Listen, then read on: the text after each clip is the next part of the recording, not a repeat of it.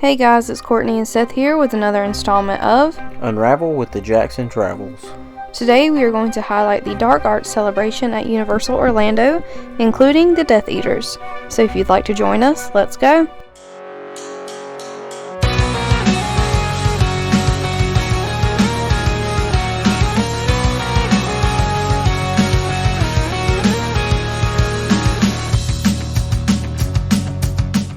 The Dark Arts celebration takes place during the Halloween season, typically following the same time frame as Halloween Horror Nights. The event takes place in Hogsmeade, the Wizarding World section of Islands of Adventure. The event is included with regular park admission and is on select nights. The Dark Arts celebration is a reference from the Harry Potter franchise. The Dark Arts was a term that referred to any type of magic that was mainly used to cause harm, exert control, or even kill people and creatures. Dark Arts, also known as dark magic, is typically used by dark wizards and is a morally wrong thing to do for most traditional or good wizards. In the realm of Harry Potter, dark arts are tied to one wizard in particular, Voldemort. Voldemort is the classic villain in the Harry Potter franchise. So before I give you the super simplified breakdown of Voldemort's character, be warned, there are spoilers starting now. Okay, so let's continue.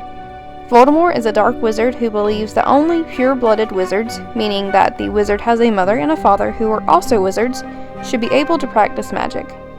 As a child and student, Voldemort became interested in dark magic that is forbidden and unforgivable if performed. In the early years, Voldemort grew in power and followers and began to put his plans into action to purify the wizarding world and become as powerful as possible in the process. Voldemort was made aware of a prophecy highlighting a young child that would be the source of his defeat. This child would be known as Harry Potter, who matched the details of the child from the prophecy. While attempting to kill Harry with an unforgivable dark spell, the spell backfired, killing, so we thought, Voldemort. So that is the general background of Voldemort and who he is. Now let's talk about his followers, Death Eaters. Since dark magic was unforgivable and most did not agree with Voldemort's views on Muggle-born wizards, his followers were forced to hide their identity out of fear of retaliation. This is why Death Eaters hide their faces with masks and hoods. This also adds the intimidation factor with their masks to intimidate other wizards into joining with Voldemort or stepping aside. Death Eaters were also marked with a dark mark tattoo that could summon other Death Eaters or Voldemort when needed in signs of trouble. Of course, it was also a sign of loyalty to Voldemort and would become darker and more animated when Voldemort or his followers were active. You're probably wondering what type of person would follow such an evil wizard. Well, there were others before Voldemort, like Grindelwald, who had similar views and ideas. So Voldemort was not the first, but the most relevant to the Harry Potter franchise. One other small detail that you need to know is about Salazar Slytherin. Salazar was the founder of Slytherin House, a house of Hogwarts along with Gryffindor, Hufflepuff, and Ravenclaw. Long before Voldemort, Salazar also believed that only pure-blooded wizards should study magic. Since the founder of Slytherin House had such extreme views, most wizards view any and all Slytherin as the same as him. And it's no surprise that Voldemort himself was in the Slytherin House when he was a student. So overall, students and families that had similar views to Salazar and eventually Voldemort were more likely to be in Slytherin House. Also, if you didn't already know, you can take the official Hogwarts house sorting quiz at wizardingworld.com to see if you also belong in Slytherin. Also, if you see any other park goers partaking in the Death Eater celebration in support, know that this is okay. Most of us, including myself, who were sorted into Slytherin House, are just living up to the fun expectations of being a Slytherin, like the movie depicts. So now that you know who Voldemort is and what Death Eaters are, let's talk about the actual celebration at Universal. There are two main aspects of the celebration, the Dark Arts Castle projection show and the Death Eater experience. The Death Eaters emerge with a small show and roam the streets of Hogsmeade.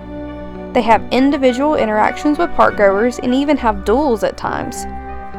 Death Eaters stay out for a short period of time before going backstage to reset. After around 15 minutes, the Death Eaters will return with the same opening show and interactions. At the end of each Death Eater show/experience, they wrap up the show with an interesting twist. A fellow wizard from Hogsmeade will attempt to distract the Death Eaters and will lure them into the shadows. The Dark Arts Castle Show is an in-depth projection of the dark arts, portraying curses, Death Eaters, and all things related to dark wizards and magic. The Dark Arts Show also highlights Voldemort's role in the building of the dark arts community for his namesake. Overall, the Castle Show is visually stunning and can bring chills to anyone who is not a fellow Death Eater. Let's take a moment and watch a few clips from the Castle Show.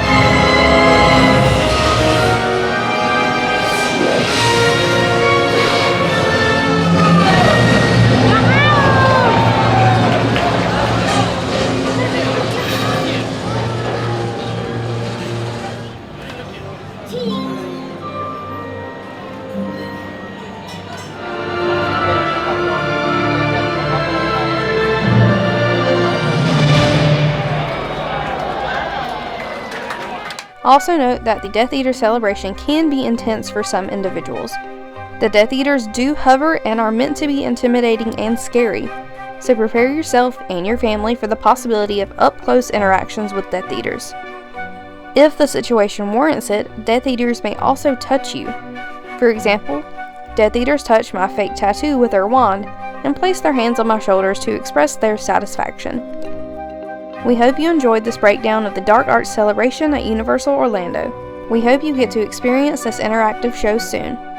Also, please don't forget to subscribe to our channel for more Universal content coming soon. So until next time, we hope to see you on the next adventure. Bye!